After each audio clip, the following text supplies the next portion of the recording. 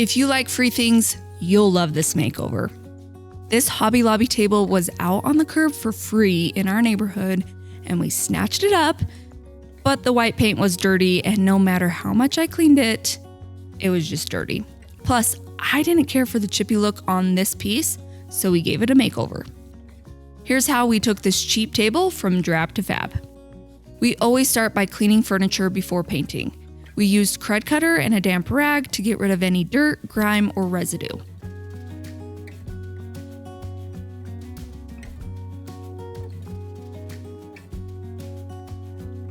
Next, we checked for any loose bolts and screws and tightened them up with a Hex Key. We made sure that the legs were firmly secured in place before we dove into the painting process. Once that was done, we sanded the base of the table with 220 grit sandpaper. The original finish had a chippy, rough texture, so we wanted to smooth that out a bit. This also helps the paint adhere better to the surface and gives a smoother overall finish. We vacuumed up the dust from sanding and wiped everything down with a tack cloth to get rid of any remaining particles. Then we took the table outside and sprayed it with 2 coats of clear shellac. There are a lot of primers available, and you can check out our list of best primers for painting furniture on our website for some recommendations. Applying primer like clear shellac helps the paint stick better, and it gives it better coverage, especially since we're painting over a mix of painted and sanded areas. I will say though, clear shellac doesn't help the best with coverage. A tinted primer would do so much better. We let the primer dry on the table overnight before we moved on to the next step.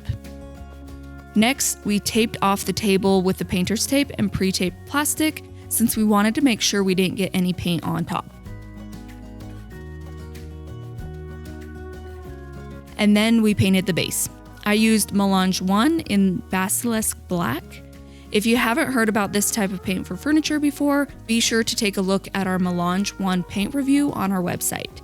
It's an awesome all-in-one paint for furniture that already includes a primer, paint, and top coat. We sprayed 2 coats of Basilisk Black on the bottom of the table with the HomeRite Finish Max paint sprayer, a cheap paint sprayer that is good for beginners who need a cheap option.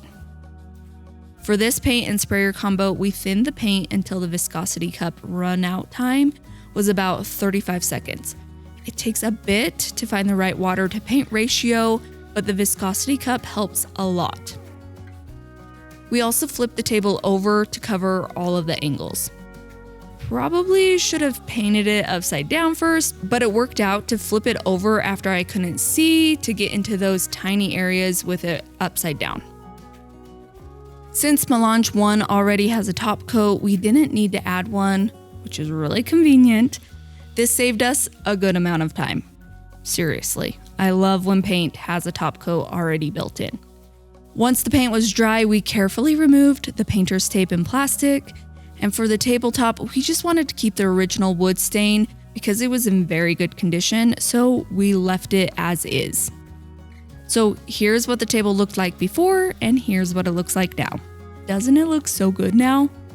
The deep base color really makes the stained wood top stand out, and the black gives it a more modern and stylish vibe compared to its previous farmhouse style. Please don't forget to hit the like and subscribe buttons to share our videos with your friends. It helps us so much when you share and you like and you comment. So thank you so much. Are you confused and not sure where to start with your furniture makeover?